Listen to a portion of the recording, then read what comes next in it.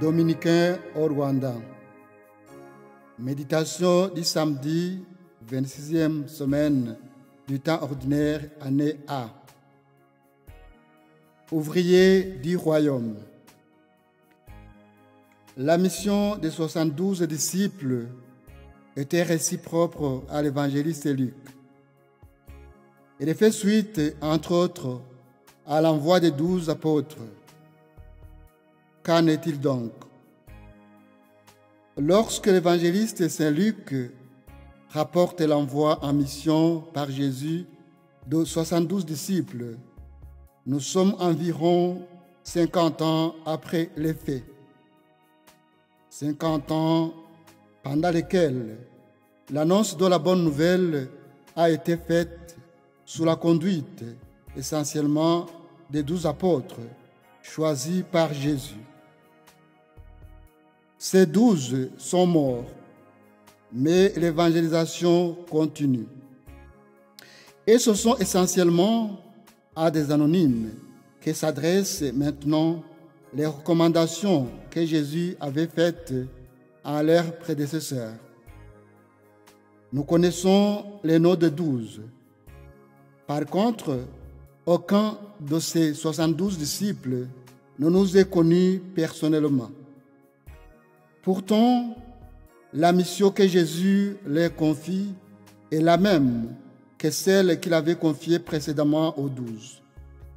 C'est dire que le deuxième envoi en mission s'adresse non plus à quelques-uns, mais à un ensemble de disciples, disons à tous les chrétiens et toutes les chrétiennes, à chacun, chacune de nous aujourd'hui. Il s'agit donc pour chacun, chacune de nous, de recevoir les consignes de Jésus et à les transposer pour notre temps. Les transposer simplement parce que les conditions de vie ont changé. Les transposer comme ont dû le faire les 72, car ils commençaient à annoncer l'Évangile dans des circonstances différentes de celles des premiers temps. Si les 12 s'adressaient d'abord au temps de Jésus, au monde juif de l'époque, voilà que la mission s'ouvre au monde gréco-romain du 1er siècle. Transposition qu'il a fallu faire tout au long des siècles et qu'il nous faut faire aujourd'hui dans le contexte qui est le nôtre si nous voulons être les messagers de la bonne nouvelle. L'extrait de ce jour nous parle du retour des 72. Entre l'envoi des disciples et leur retour, il dut s'écouler un assez longtemps. La nature de leur mission l'exigeait. Luc passe par-dessus cet intervalle afin de rapporter immédiatement ce qu'il avait à dire de cette mission.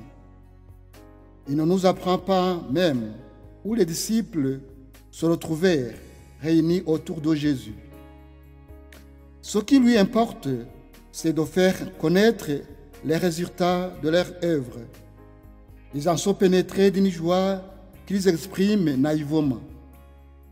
Non seulement leurs prédications avaient été bien reçues et ils avaient pu guérir des malades, mais les démons même avaient obéi à leur voix.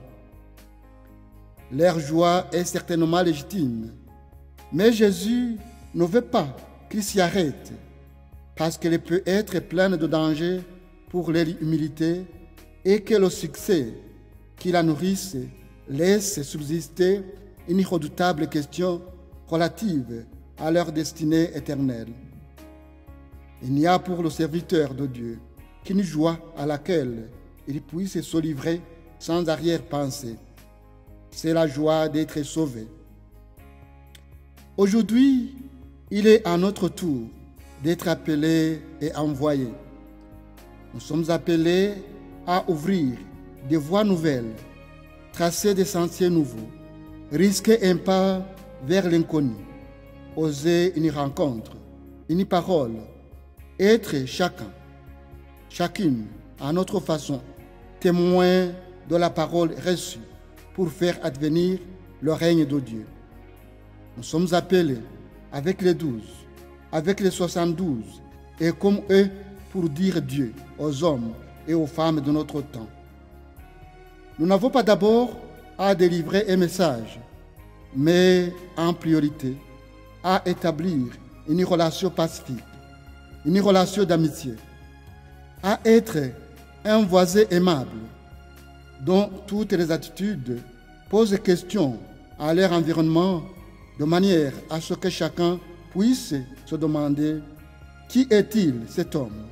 Qui est-elle cette femme dont toute la vie signifie qu'un règne de paix, de justice et d'amour s'est approché de nous? Comptons sur la puissance et la grâce de Dieu.